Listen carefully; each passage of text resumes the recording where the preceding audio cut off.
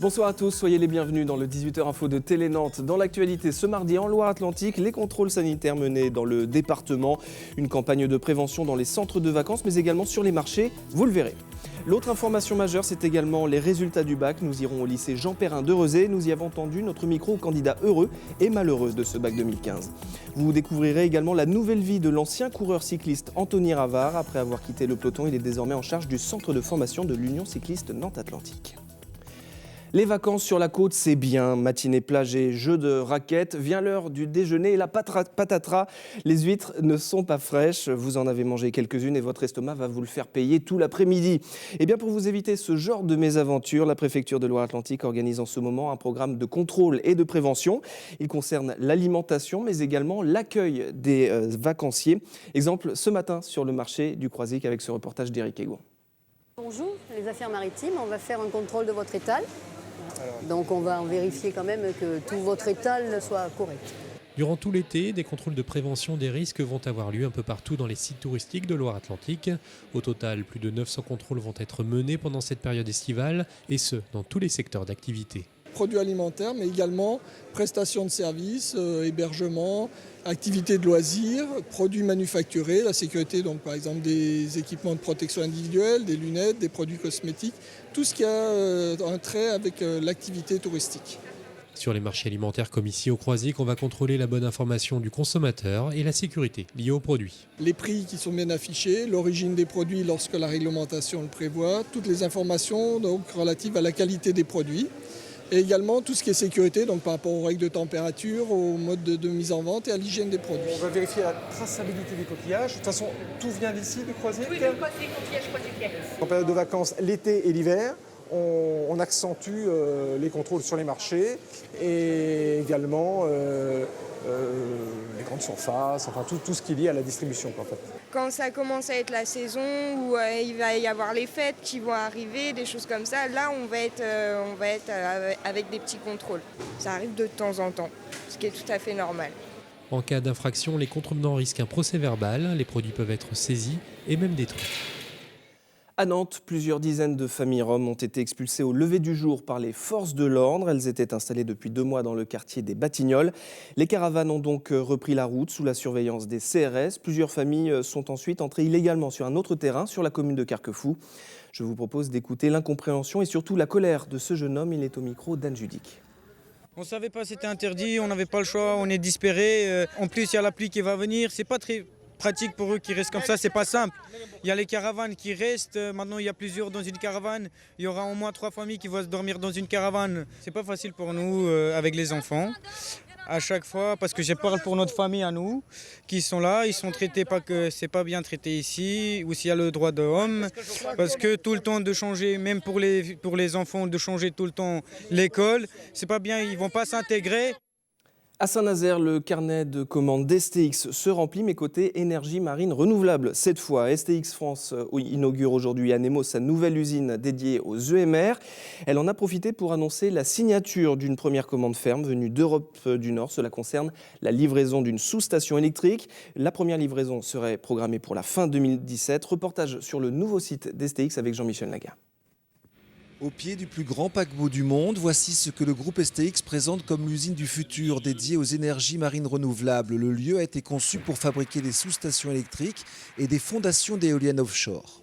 Ici, un grand hall de préfabrication qui fait 100 mètres de long avec des très grandes portes, 30 mètres de large, qui permettent d'assembler les parties métalliques que ensuite nous allons peindre dans une très grande alvéole de peinture qui est la plus grande alvéole de peinture d'Europe et ensuite finition sur l'aire de prémontage avec l'ensemble du montage de la serrurerie et des différents systèmes sur l'aire de prémontage de 6000 m². Et comme une bonne nouvelle n'arrive jamais seule, STX a déjà reçu une commande et une lettre d'intention pour 2 sous-stations électriques, ce qui représente 1 million d'heures de travail. Les clients sont basés en Europe du Nord, dans des pays bien plus en pointe que la France dans ce domaine. Les contrats de sous-station, c'est de l'ordre de 50 à 100 millions d'euros par contrat. Et bien évidemment, les prochains contrats, on va aller les chercher en Europe du Nord. Maintenant, il y a quand même une bonne nouvelle. Les contrats français commencent à pointer, dans la mesure où EDF Énergie Nouvelle, pour ces champs français, a lancé la consultation. Et bien évidemment, nous y avons répondu. Avec un investissement de 20 millions d'euros et une cinquantaine d'emplois créés dans les prochains mois, les dirigeants d'STX sont convaincus d'avoir fait un choix d'avenir en se diversifiant dans ces énergies marines renouvelables. À Orvault, les salariés du groupe PSA sont mobilisés. Ils ont débrayé cet après-midi pour exprimer leur colère face au mutisme de leur direction. Ils dénoncent l'absence de dialogue avec les syndicats. PSA souhaite fermer son site technique Orvaltais qui emploie 60 personnes. Ce plan de sauvegarde de l'emploi n'a pas été validé par la direction du travail. Peugeot Citroën va donc devoir revoir sa copie. Je vous propose d'écouter Anthony Béton de la CFDT au micro de Benoît Balti. Ce débrayage-là, il est fait pour deux choses. Un, pour faire voir que les salariés sont concernés, c'est-à-dire que pour l'instant, c'est toujours le comité d'entreprise et le CHSCT qui a représenté l'entreprise. Aujourd'hui, il y avait une envie des salariés vraiment de faire valoir leurs droits, leur envie, leur colère. Il n'y aura pas d'amélioration du transfert d'activité. Donc si on n'accepte pas le transfert d'activité, c'est un licenciement économique. Donc ce qu'on veut, c'est une prise en charge des salariés pour le bon travail qu'ils ont fait jusqu'à maintenant. Ça fait bientôt 15 ans que ça dure. On a fait du très bon travail jusqu'à maintenant et on peut avoir un peu de reconnaissance. Si ça ne bouge pas dans le bon sens, effectivement, on sera amené à des grèves peut-être beaucoup plus dures.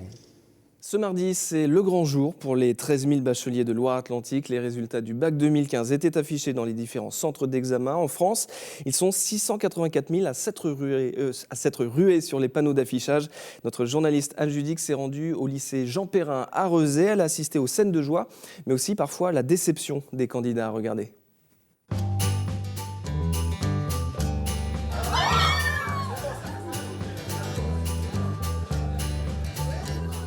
Je suis content, j'ai eu mention bien, j'étais pas sûr de l'avoir et du coup c'est bien, je suis content. Là. Bonne nouvelle, pour bien commencer les vacances, plaisir. Ça fait du bien que ça finisse, c'est beaucoup de stress en moins, mais du coup là on est content de l'avoir avec une mention en plus, ça fait du bien. Je suis venue, je voulais pas qu'elle soit toute seule pour avoir le résultat et puis on attendait une mention, je suis très très fière, elle a bossé toute l'année, c'est mérité, je suis contente.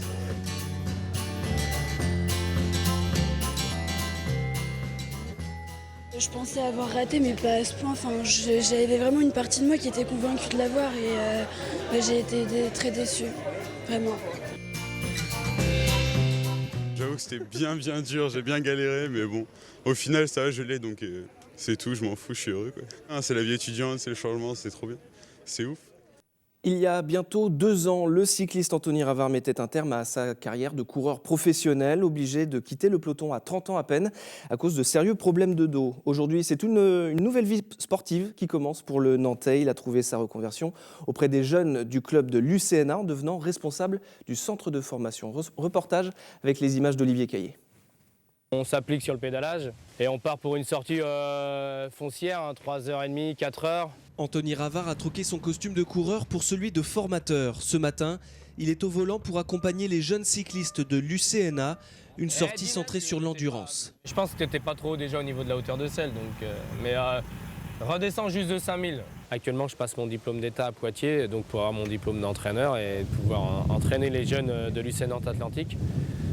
Et donc je fais toujours un petit peu de vélo là-bas, mais c'est vrai que le dimanche matin, je ne peux plus aller faire mon petit tour de vélo parce que je suis avec les jeunes sur les courses. Alors ouais, ça manque un petit peu quand même. Ouais. À 31 ans seulement, pas simple de se passer de la course cycliste. L'ancien coureur d'AG2R n'est plus un forçat de la route, mais il souhaitait apporter son savoir-faire à l'un des clubs phares de l'Ouest. Quand je suis arrivé dans le club, justement, j'ai fait donc une synthèse un peu. J'ai regardé un petit peu ce qui allait et ce qu'on pouvait améliorer. Et il n'y avait jamais un entraîneur là pour les diriger dans la semaine. Un rôle qu'Anthony Ravard va donc endosser auprès de ses aspirants coureurs, âgés de 16 à 18 ans. Force, sprint, nutrition, tactique, il leur transmet son expérience du cyclisme sur route de haut niveau. Ils sont tout neufs, donc le moindre petit mot ou le moindre conseil, ça leur apporte énormément et c'est ça qui est enrichissant, quoi, pour qu'ils puissent avoir un bagage nécessaire pour intégrer l'équipe phare du club, l'équipe DNA, qui est le plus haut niveau amateur. L'idéal, c'est qu'ils passent chez les professionnels derrière, quoi.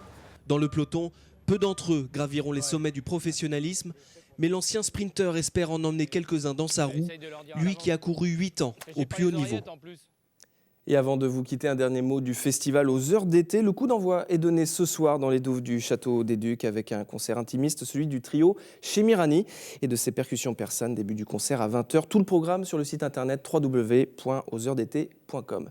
Très bonne soirée sur Télé Nantes et à demain.